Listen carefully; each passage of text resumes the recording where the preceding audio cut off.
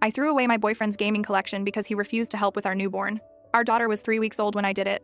3 weeks of maybe 4 hours of sleep total per night. 3 weeks of my boyfriend Austin playing his games with his headset on while I handled everything. The night before, I'd asked him to watch her for 20 minutes so I could shower. 20 minutes. She was sleeping in her bassinet. All he had to do was sit there and make sure she didn't wake up. He said sure, whatever, didn't even look away from his screen. I came back 12 minutes later because I heard her screaming. He was still playing, headset still on, yelling at someone named Father Zero State Bite about a raid or whatever. Our daughter had been crying for who knows how long. I picked her up, changed her, fed her, put her back down.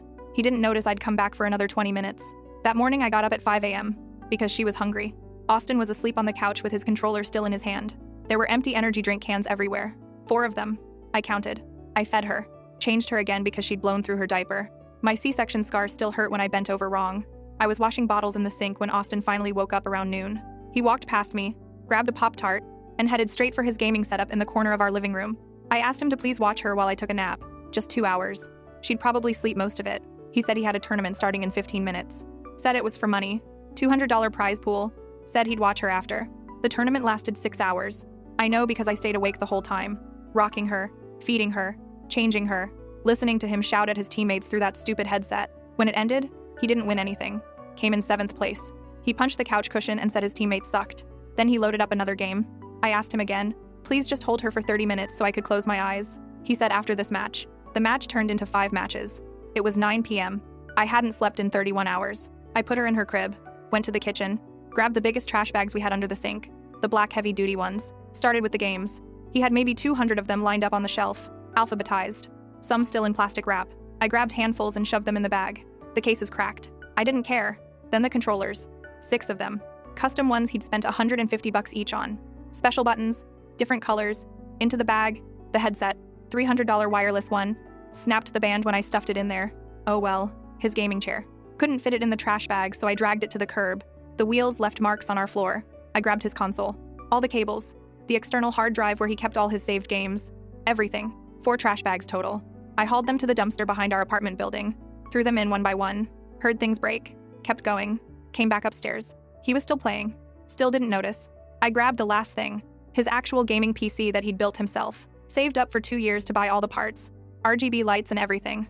I unplugged it from the wall. That he noticed. He ripped his headset off. Asked me what I was doing. I told him I was taking out the trash. He stood up. Saw the empty shelf. The missing controllers. His chair gone. He started looking around. Kept saying, "Where's my stuff? Where is it? What did you do?" I told him it's in the dumpster. He ran out the door. Still in his socks. Didn't even put shoes on. I locked the deadbolt behind him. Sat down on the couch with our daughter and waited. 5 minutes later, he was pounding on the door. Then the pounding stopped. I heard metal scraping. He had a spare key. I'd forgotten about the spare key he'd given to his brother last year. The deadbolt was still locked, but the handle was turning. I ran to push the couch against the door. My C-section scar screamed. Got the couch halfway there when I heard the click. The door pushed open an inch. The chain lock caught it, but I'd never seen Austin's face like that through the gap. His eyes were wild, veins popping in his neck. His face was red and his lips were pulled back from his teeth like a dog about to bite. He slammed his shoulder into the door. The chain rattled but held. "Open the door," he said. His voice was low, shaking. I stepped back. My daughter was in her crib in the bedroom. She'd started crying from all the noise. "You need to calm down first," I said. He slammed the door again, harder. The chain stretched. I could see it bending at the screws. "Calm down? You just threw away $10,000 worth of my stuff. $10,000, Raina. Are you insane?" Another slam. The drywall around the chain screws started to crack. I grabbed my phone from the coffee table. Opened it. My hands were shaking so bad I could barely type my passcode. "I'm calling the police," I said. He stopped. His face in that gap was still twisted, but something changed behind his eyes. Calculation. He was thinking. "You wouldn't," he said. I held up the phone so he could see the screen. 911 already typed in. My thumb hovering over the call button. "Try me." He stared at me through that inch of open door. I could hear his breathing. Heavy. Fast. Like he'd just sprinted up the stairs. The baby was still crying. That thin newborn wail that cuts through everything. "This isn't over," he said. Then he was gone. I heard his footsteps on the stairs. The building's front door slammed. I waited 2 full minutes before I unchained the door and pushed the couch back. Then I went to get my daughter. She was red-faced and screaming. I picked her up and held her against my chest. Walked in circles around the apartment, bouncing her gently, trying to slow my own heartbeat. Her name is Willa. I haven't said her name yet in all this. She deserves to have her name said. Willa Grace. I named her after my grandmother who died when I was 15. Austin wanted to name her something from one of his games. I said absolutely not. I finally got Willa settled down. Fed her again because she was rooting around. My nipples were cracked and bleeding, but I couldn't afford formula. Not with Austin spending every spare dollar on gaming stuff. That's something else I should mention. I was on maternity leave from my job at a call center. Unpaid. Because my company only gave 6 weeks, and none of it was paid. Austin worked at a warehouse, but he'd called in sick 4 times in the past 3 weeks. Said he was too tired. Too tired from what? I'd asked. Staying up until 4 a.m.? Playing games? After Willa was asleep in her crib, I sat on the couch and waited for Austin to come back. He didn't. I texted him at midnight. Then, at 2 a.m., when Willa woke up hungry again. Then, at 4 a.m., when she had another blowout diaper. No response. At 7 a.m., I called his brother Trent, the same Trent who had the spare key. "Where's Austin?" I asked. "He's here," Trent said. "What the hell happened?" "He showed up last night looking like a crazy person. Said you destroyed all his stuff. I threw it away. There's a difference. That's thousands of dollars, Raina. He's talking about pressing charges." I laughed. Actually laughed out loud. Willa was in my arms and she startled at the sound. "Charges for what? Throwing away garbage?" "He says you stole his property. Vandalized it. He's really upset." "Good. Maybe now he knows how I feel." There was a pause on the other end. "What do you mean?" I told Trent everything. The 3 weeks of no help. The crying baby he ignored. The tournament while I hadn't slept in 31 hours. The 5 matches while I begged for 30 minutes of rest. Trent was quiet for a long time. "I didn't know it was that bad," he finally said. "Nobody knows. Because Austin doesn't tell people. He tells his gaming friends he's a great dad. Posts pictures of himself holding Willa like he actually does it more than once a week for a photo op. I'll talk to him. Don't bother, just tell him to come get his clothes. I'll put them in trash bags too. Fitting, right?" I hung up. The next 3 days were the loneliest of my life. I'm going to be real with you. I didn't have a lot of support. My mom lived 2 states away and worked 3 jobs. She'd wanted to come for the birth but couldn't afford the time off. My dad left when I was 6 and I hadn't heard from him since. My younger sister Paloma was in college and could barely take care of herself. I had a few friends from work, but they'd kind of faded away during my pregnancy. People get weird when you have a baby. They stop inviting you places because they assume you can't come. So it was just me and Willa in that apartment. 3 days. I slept in 20-minute increments when she slept. I ate whatever I could grab with one hand. Stale crackers, string cheese, a banana that was more brown than yellow. The apartment was a mess. I couldn't clean because every time I put Willa down she cried, and I couldn't listen to her cry anymore. The sound did something to my brain, made me feel like I was drowning. On the 3rd day, Austin finally texted back. "I'm coming to get my stuff tomorrow. Have it ready." Not "I'm sorry." Not "How's Willa?" Not "Can we talk about this?" Just "Have my stuff ready." I spent that night packing his clothes into boxes. Not trash bags. I wasn't going to give him the satisfaction of that comparison. I found 3 empty boxes in the apartment storage closet and filled them with his shirts, pants, underwear, socks. I found other things too. An old birthday card I'd given him. A movie ticket from our first date. A sonogram picture of Willa from my 20-week appointment. He'd kept these things in his nightstand drawer. For a second I felt something. Some echo of what I used to feel for him. The Austin from 2 years ago who would surprise me with flowers from the grocery store. Who would rub my feet after long shifts. Who cried when we found out I was pregnant and said he was going to be the best dad ever. Where did that Austin go? I put the sonogram picture in the box with his stuff. He could have it. I had the actual baby. The next morning he showed up with Trent. I guess he was scared to come alone. I had Willa in a baby carrier strapped to my chest. She was sleeping. Milk drunk from a recent feeding. Austin walked in and looked around. Saw his empty gaming corner. The dent in the floor from where I dragged his chair. The empty shelf. "This is psycho behavior," he said. "You know that, right?" I pointed to the 3 boxes by the door. "There's your stuff. Take it and go." "My stuff? 3 boxes? I had a whole life here, Raina. Your whole life was a screen and a headset. I did you a favor." Trent stepped between us. He was bigger than Austin. Taller. He'd always been the nicer brother, too. "Let's just take the boxes and go, man. This isn't helping." Austin shook his head. "No. She needs to pay for what she did. That PC alone was worth $3 grand. The games were collector's editions. Some of those were worth hundreds each. They were worth more to you than your daughter," I said. "That's the problem. I was going to help. I just needed to finish my tournament. You always need to finish something. One more match. One more raid. One more stream. When does it end, Austin? When does Willa come first?" He opened his mouth, closed it, opened it again. "She's 3 weeks old. She doesn't even do anything yet. She just sleeps and cries and eats. What am I supposed to do with that?" I stared at him. "Be her father," I said. "That's what you're supposed to do." Trent grabbed one of the boxes, started walking toward the door. "Come on, Austin. Let's go." Austin didn't move. "I want my stuff back. The games, the console, all of it. Or I'm pressing charges. It's in a landfill by now. The garbage truck came yesterday." His face went through about 6 emotions in 3 seconds. Disbelief, rage, grief, more rage. "You're going to pay for every single thing you destroyed. I'll take you to small claims court. I'll get it out of your wages. I'll make sure everyone knows what kind of crazy person you are. And I'll make sure everyone knows what kind of father you are. Or aren't." Trent grabbed his brother's arm. "Austin, now." Austin shrugged him off but grabbed a box. Shot me one last look. "We're not done," he said. "Yeah," I said. "We are." They left. The door closed behind them, and I sat down on the floor and cried. Really cried. The kind of crying that comes from somewhere deep. Willa woke up from the sound and started crying too. So we sat there together, both of us crying, in an apartment that felt too empty and too quiet. That was Tuesday. By Friday, I realized I had a problem. Austin had been paying half the rent. His name was on the lease too, but he wasn't coming back, and I couldn't afford this place on my own. Not on call center wages. Not with a baby. I did the math on a piece of paper while Willa napped in her crib. Rent, $1,400 a month. My income, $1,600 a month after taxes. That left $200 for everything else. Electricity, phone, diapers, wipes, gas for my car, food. It wasn't possible. I called my mom that night. "Come home," she said immediately. "I'll figure out space. Paloma can share her room when she visits. We'll make it work. Mom, your apartment is a 1-bedroom. The couch pulls out. It's fine. I have a baby. Babies cry at night. You have to work in the morning. Raina," her voice was firm, the same voice she'd used when I was a teenager and trying to argue my way out of consequences. "I raised you and your sister in a studio apartment with 2 jobs. You think I can't handle a crying baby?" I felt my throat tighten. "I don't want to be a burden. You're my daughter. You're never a burden. Come home." So I started packing. It took a week to sort through everything. What to keep, what to sell, what to throw away. I sold the couch and coffee table on Facebook Marketplace. Some lady came with her husband and a truck and paid me $150 cash. I sold the kitchen table and chairs for another $75. The bed frame for $50. I kept the mattress because I could strap it to the roof of my car. Kept Willa's crib and all her baby stuff. Kept my clothes and a few boxes of personal things. Everything else went to Goodwill or the dumpster. The apartment looked so empty when I was done. Just walls and carpet and the dent from Austin's gaming chair. I stood in the middle of the living room with Willa in my arms and looked around.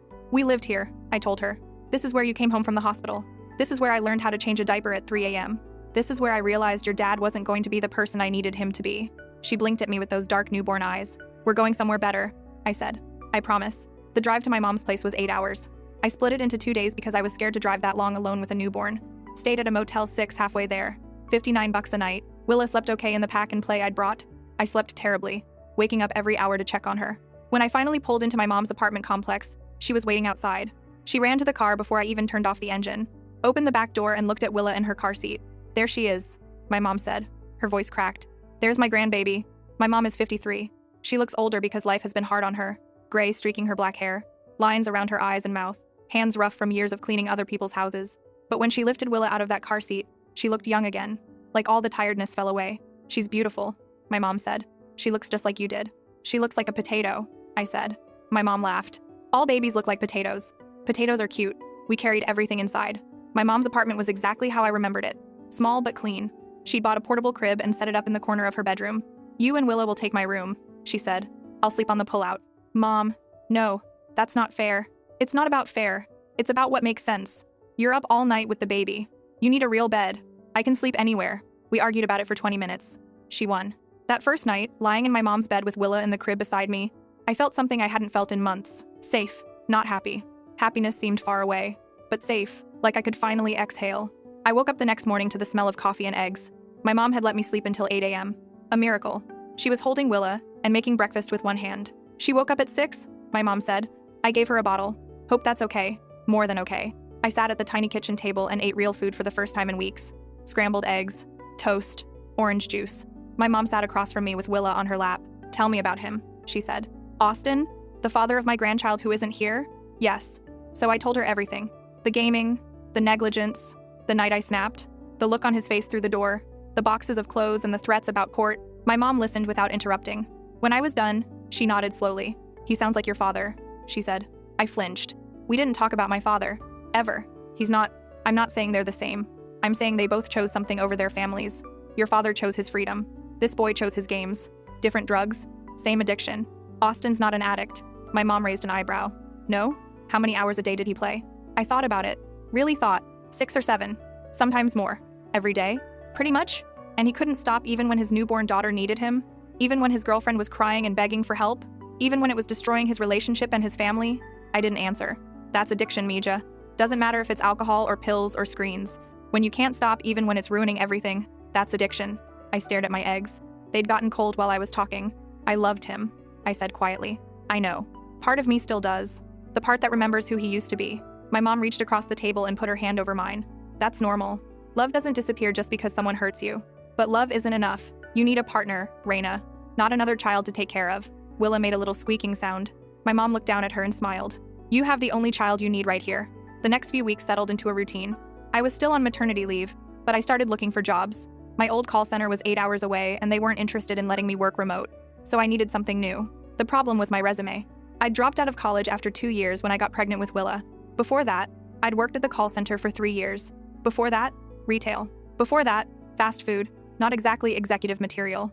I applied everywhere. Grocery stores, gas stations, restaurants, doctor's offices, insurance companies, anything that said entry level or will train. My mom watched Willa during the day while she wasn't working. She cleaned houses 3 days a week, so I had to figure out those days on my own. I'd put Willa in her carrier and type applications on my phone while she slept. 3 weeks in, I got a call back. A dental office was looking for a receptionist. They liked that I had phone experience. They wanted an interview. My mom came home that day with a blouse from the thrift store, cream-colored with little pearl buttons. Cost her $4. For your interview, she said. You have to look professional. Mom, you can't afford. I can afford to invest in my daughter's future. Put it on. Let me see. The interview was on a Tuesday. My mom called in sick to one of her cleaning jobs so she could watch Willa. I drove to the dental office in my mom's car because mine was making a weird noise she didn't trust. The office was in a strip mall between a nail salon and a sandwich shop. Small waiting room with fake plants and magazines from 2019. A fish tank with 3 sad goldfish. The dentist was named Dr. Tiffany Huang. She was younger than I expected, maybe mid-30s. She wore scrubs with cartoon teeth on them. Tell me about yourself, she said, so I did. I told her about my call center experience, about handling difficult customers, about multitasking and staying calm under pressure. I didn't tell her about Austin or the gaming stuff or any of that. That wasn't professional. She asked about my availability. I said I was flexible. She asked if I could start next week. I said yes before she even finished the sentence. Great, she said. We'll see you Monday at 8 a.m. The pay is $15 an hour to start. Health insurance after 90 days. I drove home gripping the steering wheel so hard my knuckles turned white. Kept waiting for the other shoe to drop. For her to call and say she'd changed her mind. She'd found someone better. The call never came. That Monday, I started my new job. My mom had rearranged her cleaning schedule to watch Willa. I hated that she had to do that. Hated that I couldn't afford daycare. Hated that I was 25 years old and depending on my mother like I was 16 again. But I also knew this was temporary. A stepping stone. I was going to work hard and save money and eventually get my own place again. Maybe even go back to school at night. Get a real degree. Build a real career. For now, though, I answered phones and scheduled appointments and smiled at patients who complained about their co-pays. It wasn't glamorous, but it was mine. Then, about 6 weeks after I moved to my mom's, Austin reappeared. I was at work when I got the text. Same old number. I'd thought about blocking him but couldn't bring myself to do it. He was still Willa's father, even if he was a terrible one. I want to see my daughter. I stared at the screen for a full minute. The last I'd heard from him was the threats about small claims court. Trent had texted me a few times to apologize for his brother and ask how Willa was doing. But Austin himself? Radio silence. Until now. I didn't respond right away. Finished my shift. Drove home. Fed Willa. Ate dinner with my mom. Put Willa to bed. Then I sat on the edge of my bed and typed back. Why now? His response came fast. She's my daughter. I have a right to see her. You haven't asked about her once in 6 weeks. No calls, no texts, nothing. And now suddenly you want to see her? I was giving you space, like you wanted. I wanted you to be a father. There's a difference. Can we not do this over text? You don't even know where I live. Your mom's place, Trent told me. Of course he did. I wanted to say no. Wanted to tell him to go back to his video games and leave us alone. But I kept thinking about what my mom said. About my father. About how he left and never came back and how I'd spent years wondering if it was my fault. Did I want that for Willa? To grow up wondering why her dad didn't want her? Maybe if she saw him occasionally, she'd know it wasn't her. It was him. His choices. His failures. Not hers. Fine, I typed. Saturday at 2 p.m. My mom's apartment. 1 hour. Thank you. I didn't respond. Saturday came faster than I wanted. My mom made herself scarce. Said she had errands to run. Gave me a long look before she left. You don't have to do this, she said. I know. You owe him nothing. I know. I'll be 15 minutes away. Call me if anything happens. I promised I would. Austin showed up at exactly 2 p.m. He knocked on the door like a stranger, which I guess he was now. I opened it with Willa in my arms. She was awake. Looking around with those big curious eyes that had turned from dark gray to brown, Austin looked different. Thinner. Darker circles under his eyes. He was wearing a wrinkled t-shirt and jeans that looked like he'd slept in them. Hey, he said. Hey. He looked at Willa. His face did something complicated. Softened. Maybe. She's gotten bigger. Babies do that. Can I hold her? I hesitated, then handed her over. He took her carefully, like he was afraid of breaking her, held her against his chest. She looked up at him and made a little O with her mouth. Hi, Willa, he said. Hi, baby. It's Daddy. I stepped back. Let him have the moment. We sat in my mom's living room for the next hour. Austin held Willa the whole time, fed her a bottle when she got fussy, even changed her diaper without complaining. It was like watching a different person. I've been thinking a lot, he said toward the end, about what happened, about what you said, and you were right. I wasn't there for you. For her. I got so caught up in my games that I forgot what mattered. You didn't forget. You chose. He flinched. Yeah, I guess I did. So what now? You show up once and suddenly you're father of the year? No. I know it's not that simple, but I want to try. I want to be in her life. How? You live 8 hours away. You don't have a car that can make that drive regularly. And you still work at the warehouse, right? How are you going to balance that? I've been looking at places out here. I blinked. What? Apartments, jobs. There's a warehouse 20 minutes from here that's hiring. I've already applied. You're moving here? If they hire me. Yeah. I didn't know what to say. This was not what I expected. Raina, I know I screwed up. I know I was a terrible boyfriend and a terrible father, but I'm not going to be one of those dads who disappears. Willa deserves better than that. So did I. I know. His voice cracked. I know you did. And I'm sorry. I can't take back what I did, but I can try to do better going forward. For her, that's all I'm asking. A chance to do better. I looked at him holding our daughter. She'd fallen asleep in his arms. Her little fist was clutching his shirt. We'll see, I said finally. Actions matter more than words. I know. This isn't forgiveness. This isn't getting back together. This is giving you a chance to be a father. That's it. That's all I'm asking. He left when the hour was up, handed Willa back to me gently, said he'd be in touch about the job. I closed the door behind him and stood there for a long time, looking down at my sleeping daughter. What do you think? I asked her. Is he for real this time? She didn't answer. Obviously.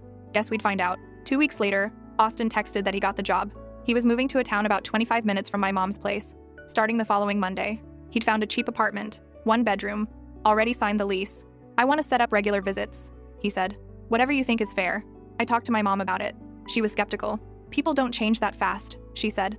A few weeks ago, he was threatening to sue you. I know. But if he's really trying, don't I owe it to Willa to let him? You don't owe that man anything. Not for him. For her. She deserves to know her father. My mom sighed. You're too kind, Mija. Just like your grandmother. Is that a bad thing? No. But it means you get hurt more easily. I set up a visitation schedule. Every other Saturday, Austin could see Willa for 4 hours. At first at my mom's apartment, supervised. If that went well, maybe longer visits later. Austin agreed immediately. Didn't push for more. Didn't argue. The first few visits were awkward. He'd show up with diapers and formula, which I appreciated since those things were expensive. He'd play with Willa on the floor, making faces at her, reading books in that goofy voice. He looked different these days. Cleaner, more present. He'd stopped looking at his phone every 5 minutes. When he was with Willa, he was actually with her. Did you get a new gaming setup? I asked once. Just curious. He shook his head. Haven't gamed since I moved. Sold my brother's old console he was letting me use. Put the money toward first month's rent. I didn't know what to say to that. I'm not saying I'll never play again, he added. But it was becoming a problem. I get that now. I was using it to avoid real life. Avoid responsibility. Avoid you. Avoid her. What changed? He was quiet for a minute. Willa was on his lap, gumming a teething ring. After you threw everything away, I was so angry, like burning rage angry. All I could think about was how crazy you were, how unfair it was. And now? Now I realize you were showing me what rock bottom looked like. Because I was already there and didn't even know it. I was choosing a screen over my own daughter. What kind of person does that? An addict, I said. According to my mom. He winced. She's probably right. I've been going to therapy. The free kind through my job's employee assistance program. The counselor says the same thing. Gaming was how I coped with anxiety and stress. It became an escape that I couldn't turn off. Therapy? Yeah, it's weird talking to a stranger about my feelings. But it helps. I looked at him. Really looked. He wasn't the same Austin I'd known. That Austin never would have admitted weakness. Never would have asked for help. Never would have prioritized anything over his precious games. Maybe people could change. Or maybe this was temporary. Maybe he'd slip back into old habits the moment things got hard. Only time would tell. By the time Willa was 3 months old, Austin's visits had become part of our routine. He'd text the night before to confirm, show up on time with supplies, spend his 4 hours fully present, leave without drama. I started letting him take her for short outings.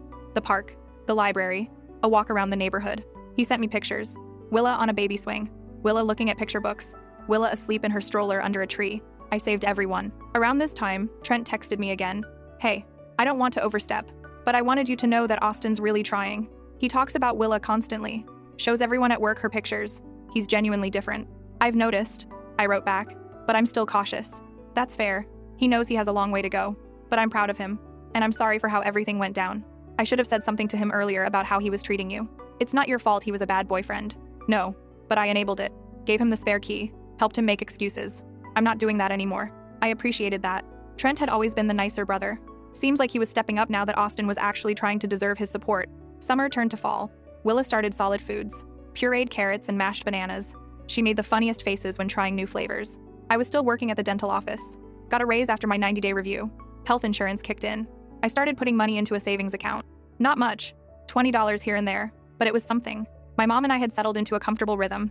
She adored Willa, would hold her for hours, singing old lullabies in Spanish that I half remembered from my own childhood. One night, after Willa was asleep, my mom and I were watching TV on the pull-out couch. "You're a good mother," she said suddenly. I looked at her. "What? I never tell you enough, but you are. The way you take care of her, the way you put her first. Even when you were exhausted and alone and scared, you never stopped fighting for her." My eyes burned. "I learned from you." She smiled, squeezed my hand. "That's the nicest thing you've ever said to me. Don't get used to it." She laughed. I laughed. Willa slept through it all. Then, about a month later, everything changed again. Austin asked if we could talk. Not about Willa. About us. "There's nothing to talk about," I said. "Please, just hear me out." We met at a coffee shop halfway between our places. I left Willa with my mom. Needed both hands free for this conversation. Austin was already there when I arrived. He'd gotten me a chai latte. Remembered my order from years ago. Nice touch. Didn't change my answer, but nice touch. "What do you want to talk about?" I asked. He took a deep breath. "I miss you." "Austin, let me finish. Please." I crossed my arms. Waited. I know I don't deserve a second chance. I know I was the worst version of myself when we were together. I neglected you. I neglected Willa. I let my addiction destroy our family before it even really started. But I've changed. I know I have. It's been months now, and I haven't touched a game. I go to therapy every week. I show up for Willa. I'm working on being the person I should have been all along. Good. You should keep doing that. I want to do it with you. I shook my head. We tried that. It didn't work. It didn't work because I was sick and didn't know it. But I'm getting better. I'm fighting for my health and my relationship with my daughter. I want to fight for us too. There is no us. There's me. There's Willa. And there's you, her father, who gets to see her every other Saturday. I want more than that. You should have thought about that when I was begging you to hold your baby while I slept. When I was crying in the kitchen and you didn't even notice because you were too busy yelling at Father Zero Stevite. He flinched at the name. I know. God, I know. I replay those moments every day. I hate the person I was. That's good. Hate him. Learn from him. But don't ask me to forget what he did. I'm not asking you to forget. I'm asking for a chance to prove I'm different. I looked at him. His earnest face. The hope in his eyes. No. His face fell. I appreciate what you're doing for Willa. I really do. You've shown up. You've followed through. That matters. But I can't be with someone I don't trust. And I don't trust you, Austin. I might never trust you again. That doesn't mean you can't be a good father. It just means I'm not going to be your girlfriend. Ever? I don't know. Right now? No. In 5 years? Who knows? But if you're only doing this stuff because you want us to get back together, then you're doing it for the wrong reasons. I'm not. Do it for her. Do it for yourself. Not for me. I'm not a prize to be won. I'm a person who got hurt badly and is still healing. He was quiet for a long time. You're right, he said finally. I'm sorry. I wasn't trying to pressure you. I miss having a family. You still have one. It just looks different now. He nodded slowly. Different, yeah. I guess I need to get used to that. I finished my latte. Stood up. Keep being a good dad. That's the only thing that matters. I left him there in the coffee shop. Didn't look back. The months kept passing. Willa started crawling, then pulling herself up on furniture, then taking wobbly steps while holding on to the coffee table. Austin's visits continued. Every other Saturday turned into every Saturday. Then Wednesdays for dinner were added. He was reliable, present, patient. I started to believe he really had changed. Not enough to take him back. That ship had sailed. But enough to let my guard down a little. Enough to have actual conversations instead of just logistics about Willa. He told me about his therapy.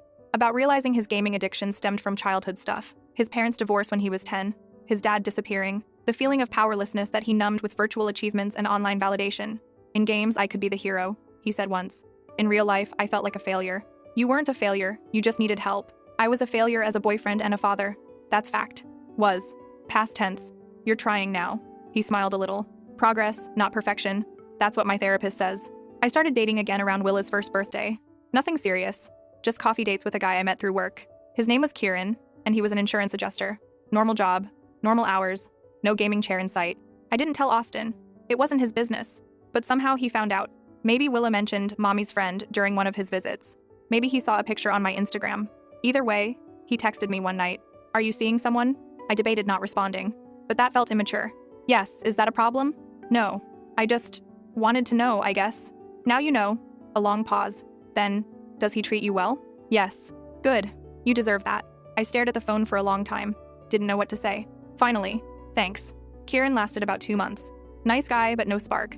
We ended things amicably. He wished me well. I wished him well. Life moved on. By the time Willa was 18 months old, she was talking. Real words. Mama, Dada, Nana, for my mom, Ba for bottle, Da for dog, which she pointed at every time she saw one. She was walking steadily now. Running, really.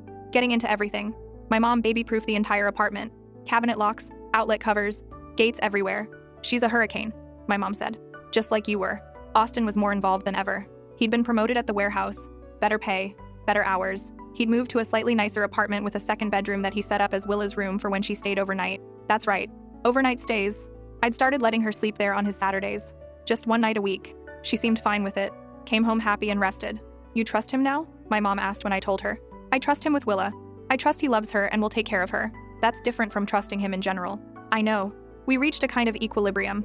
Not friends. Exactly. But friendly co-parents. We texted about Willa's schedule. Coordinated holidays.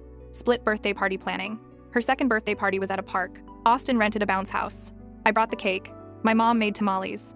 Trent showed up with a giant stuffed giraffe. We took pictures together. The four of us. Weird little family photo.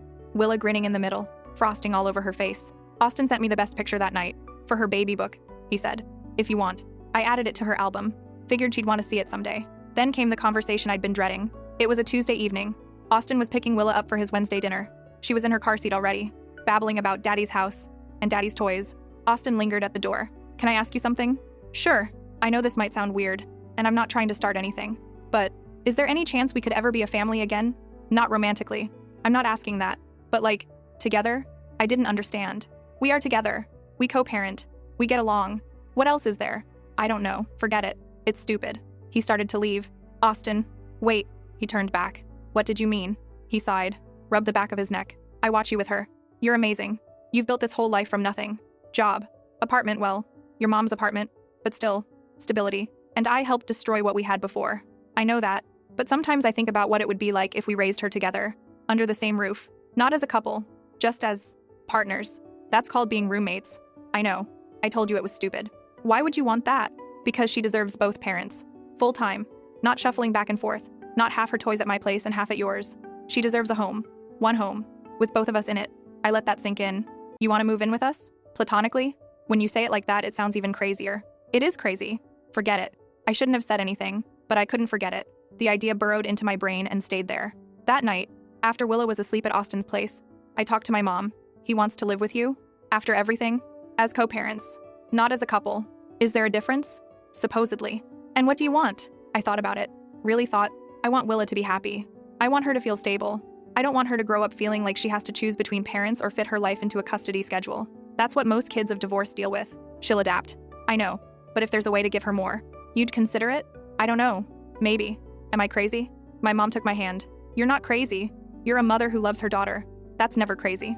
I didn't make any decisions that night, or that week, or that month. But the idea stayed with me. A weird little seed that kept growing. Austin didn't bring it up again. Maybe he was embarrassed. Maybe he was giving me space. Either way, we continued as before. Regular visits, regular handoffs, regular life. Then Willa got sick. It started with a fever, then vomiting. Then she stopped eating. We took her to urgent care and they sent us to the ER. Dehydration. She needed IV fluids. We spent 12 hours in the hospital. Austin and I both. He'd rushed over as soon as I called. Didn't even put on real pants. Showed up in pajama bottoms and a hoodie. We sat on opposite sides of her tiny hospital bed, watching the fluid drip into her arm. She's going to be fine, Austin said. Kids get sick. This is normal. I know. You're scared. Yeah, me too. Around 3 a.m., Willa finally fell asleep. The nurse said she was improving. Numbers going in the right direction. Austin and I were both exhausted. He'd pulled the visitor chair close to the bed. I was sitting on the edge, holding Willa's hand. Thank you for being here, I said. Where else would I be? I don't know. But thank you anyway. He nodded, leaned back in the chair, closed his eyes. I know you think I'm crazy for what I suggested before, he said quietly. But nights like this make me wish I could be there for all of it. Not just the scheduled parts. All of it. I didn't respond. Just sat there in the dark, listening to our daughter breathe. Willa recovered fully. Kids bounce back fast. Within a week, she was running around like nothing had happened. But something had shifted in me during those hospital hours. I kept thinking about Austin in his pajama pants, rushing to be there. About how he'd stayed all night without being asked. About how we'd worked as a team in a crisis. A few weeks later, I brought up his idea. Do you still think about the co-parenting under one roof thing? He looked surprised. Sometimes? Why? I want to talk about what it would actually look like, practically speaking. His eyes lit up. Really? I'm not agreeing to anything. I just want to understand what you were imagining. So he explained. Separate bedrooms. Separate finances. Shared responsibility for Willa. Basically roommates who happen to be her parents.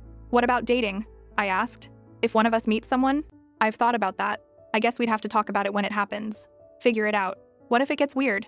It might, but isn't it already a little weird? The handoffs, the transitions, the explaining our situation to new people. This would be different weird, but maybe better weird. I chewed on my lip. People would think we're crazy. Probably. Does that matter? I don't know. We left it there, unresolved. But the conversation had happened. That spring, my mom got sick. Nothing life-threatening, but bad enough. She had her gallbladder removed and needed 6 weeks of recovery. She couldn't work, couldn't watch Willa, could barely get off the couch some days. I was stretched thin. Work, Willa, taking care of my mom. Something had to give. Austin stepped up. He adjusted his schedule to take Willa more. Morning drop-offs at the daycare I'd finally managed to afford. Evening pickups.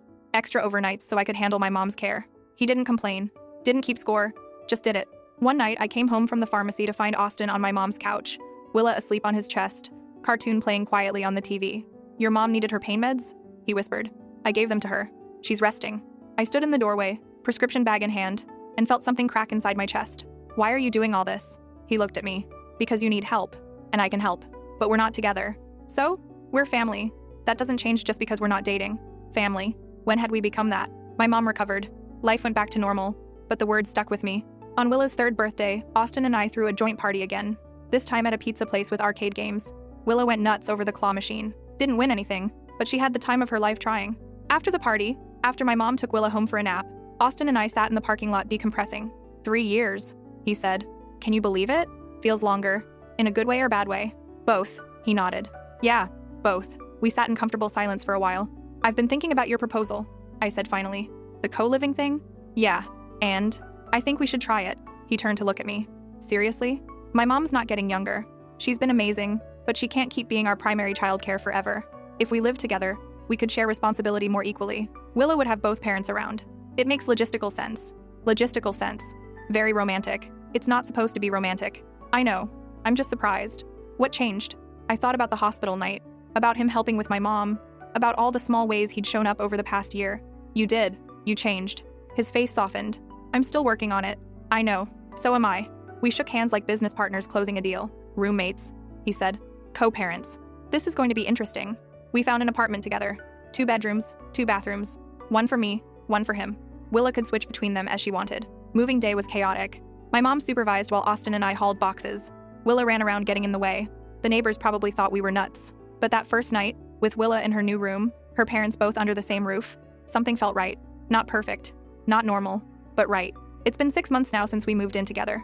People ask all the time if we're back together. The answer is still no. We're something new. Something without a name. We split bills, split chores, split Willa duties. He cooks on Tuesdays and Thursdays. I cook the other nights. Weekends we figure out as we go. Some nights we watch TV together after Willa's asleep. Other nights we retreat to our own rooms. We give each other space. Respect boundaries. Is it perfect? No. We still argue sometimes. About dishes. About whose turn it is to take out the trash. Normal roommate stuff. But when I wake up in the middle of the night to Willa crying, I know I'm not alone anymore. Austin's door is 5 steps away. We take turns. We're a team. Last week, Willa said something that made me stop in my tracks. Mommy and Daddy live together now, she told her daycare teacher. We're a happy family. Happy family. I thought about those words all day. Are we happy? I think so. In our weird, unconventional, cobbled-together way. Is it forever? I don't know. Nothing's forever. But for now, it works. For now, our daughter has both parents under one roof, and that's what matters. 3 years ago, I threw away my boyfriend's gaming collection because he refused to help with our newborn. I thought I was ending something that night. Turns out I was just making room for something better. Something neither of us expected. Something real. Update. It's been another year since I wrote that last part. Willa just turned 4. She started preschool in the fall. Cried the first week, then loved it. Now she talks about her best friend Olivia constantly. Austin and I are still living together. Still not dating. But something's shifted in the past few months that I need to tell you about. It started small. Little moments I tried to ignore. Like when I caught myself laughing at his dumb jokes longer than necessary. Or when I'd look up and find him watching me with this soft expression. Or when our hands brushed reaching for the same dish and neither of us pulled away immediately. One night we were watching a movie after Willa went to bed. Some action thing he picked. I wasn't really paying attention. Halfway through, I realized I was leaning against him. My head on his shoulder, his arm around me. I sat up quickly. Sorry. I didn't mean to. It's okay, he said. I didn't mind. We finished the movie with 3 feet between us on the couch. But I thought about that moment for days. A few weeks later, Willa got invited to a birthday party. Sleepover included. First time she'd be away from both of us overnight. Austin suggested we use the kid-free evening to go out. Just dinner, he said quickly. As friends, we never get to do stuff like that. I agreed because we were friends. Co-parents. Roommates. Dinner was normal. We went to a nice Italian place. ordered pasta, split a bottle of wine, talked about Willa, about work, about everything, and nothing. It felt like a date, but it wasn't. It couldn't be. That wasn't what we were. Except when he drove me home to our home, technically, and walked me to our door, I felt like a teenager waiting to be kissed. This was nice, he said. Yeah, we should do it again sometime. Maybe. He opened the door. We went inside, went to our separate rooms. I lay in bed for hours, staring at the ceiling. The next morning, Willa came home and demanded pancakes. Life went back to normal, but the question mark was still there, hanging in the air between us. I finally talked to my mom about it. We were at her place, folding Willa's laundry while she napped in the other room. I think I might still have feelings for Austin, I said. My mom didn't look surprised. Of course you do. What do you mean, of course? Mija, you live with the man. You raise a child with him. You see him be a good father every day. Of course feelings are coming back, but he hurt me so badly. And then he worked very hard to fix it. That doesn't mean you have to forgive everything, but it's okay to acknowledge that people can change. What if I let him in again, and he goes back to how he was? What if you don't let him in and you spend the rest of your life wondering? I didn't have an answer for that. A month later, Austin's brother Trent got married. Austin asked if I would be his plus one. For practical reasons, he said. He didn't want to go alone, and bringing some random date would be weird. I said yes. For practical reasons. The wedding was nice. Small ceremony at a vineyard. Trent and his wife looked genuinely happy. At the reception, Austin and I sat together at the family table. Willa was with my mom for the night. Just the two of us, dressed up nice, watching people dance. "Want to dance?" Austin asked. "You hate dancing." "I hate a lot of things. Doesn't stop me from trying them." So we danced. One slow song. His hand on my waist, my hand on his shoulder, close enough to smell his cologne. "This is nice," he said. "You already said that." At the Italian restaurant. It was true then too. The song ended. We didn't let go. "Reina," he said softly. "Austin, I need to tell you something." My heart was pounding. "Okay, I'm still in love with you." There it was. The words I'd been pretending I didn't want to hear. "I know we agreed to just be co-parents," he continued, "and I've tried so hard to respect that, to be what you needed me to be. But I can't keep pretending I don't feel more. Austin, you don't have to say anything. I just needed you to know." He stepped back, dropped his arms, started to walk away. "Wait." He stopped, turned. I closed the distance between us, put my hand on his chest. "I'm scared," I said. "I'm terrified that if we try this again, it'll fall apart. And this time Willa's old enough to remember, old enough to be hurt. I'm scared too. What if you relapse? What if you start gaming again and check out? Then I'd expect you to throw my stuff in the dumpster again?" I laughed despite myself. "That's not funny." "It's a little funny." "I'm serious, Austin." "I know." He took my hand. "I can't promise I'll be perfect. I can only promise I'll keep trying. Every day. That's all any of us can do." I looked at him. This man who'd changed so much, who'd proven himself over and over, who was here, right now, being vulnerable in a way the old Austin never could have managed. "Okay," I said. "Okay, what?" "Okay, let's try." His face broke into the biggest smile I'd ever seen. "Really?" Slowly, carefully, with clear communication and probably couples therapy, and he kissed me, right there on the dance floor, at his brother's wedding, in front of everybody. And for the first time in 4 years, I kissed him back. We didn't rush anything. Still slept in separate rooms for the next few months. Went on actual dates. Talked about our fears and expectations. Did the work. On our first official date as a couple, we went back to that Italian restaurant. Same pasta. Same wine. "This is our place now," he said. "Officially. Our place is a 2-bedroom apartment with a 4-year-old who won't stay in her own bed. That too." 6 months later, he proposed. Not with a ring. With a key. He handed me a new house key. Not to an apartment. To an actual house. 3 bedrooms. Backyard with a swing set already installed. "I've been saving," he said. "For the past 2 years. I wanted to give you and Willa a real home, whether we were together or not. But especially now." I cried. He cried. Willa saw us crying and asked if someone got hurt. "No, baby," I told her. "No one's hurt. Everything's really good." We moved into the house the month before Willa started kindergarten. She picked out the paint color for her room. Bright purple. It clashed with everything, but she loved it. Austin and I finally shared a bedroom. Felt weird at first, after so long in separate rooms. But we adjusted. Marriage came the following spring. Small ceremony. Courthouse. My mom, his brother, a few close friends. Willa as the flower girl. She dropped half the petals before she got to the end of the aisle. Didn't care. Kept walking like she owned the place. After the ceremony, I looked at my husband, and shook my head. "Can you believe we got here?" "No," he said honestly. "Some days I wake up and think I'm dreaming. If you're dreaming, I'm in the same dream." "Good. I like this dream." Willa tugged on my dress. "Mommy, when's cake?" "Soon, baby." "Did Daddy and you just get married for real?" "For real." She thought about this. "Does that mean we're a real family now?" Austin crouched down to her level. "We were always a real family. This just makes it official." "Oh." She considered this. "Okay, cake now?" We laughed. Because that's what families do. They laugh, they cry, They throw gaming setups in dumpsters and learn from their mistakes and somehow, against all odds, find their way back to each other.